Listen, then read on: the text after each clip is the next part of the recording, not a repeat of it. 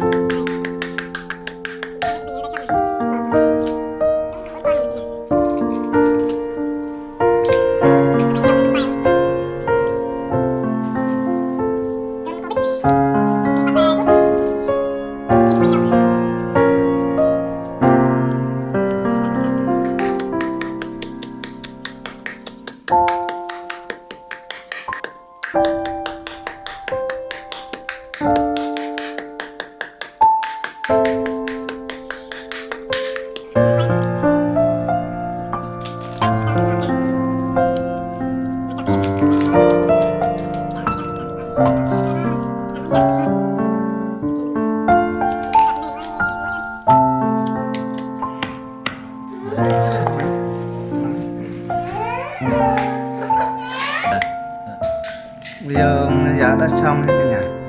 Đây, món đặc sản chỉ có Tây Nguyên mới có nha.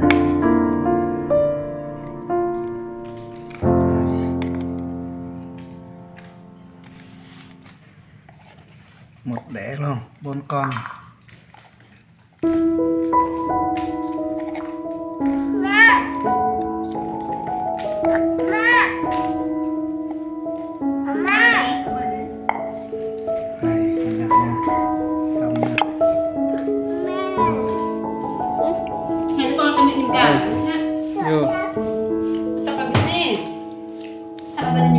Mời cả nhà nha ăn cút rừng.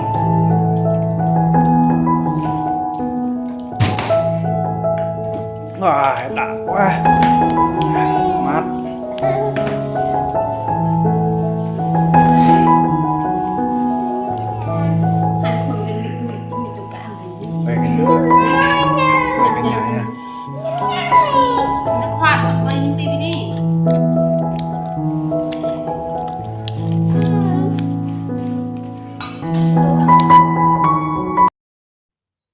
Điều mình xin kết thúc ở đây.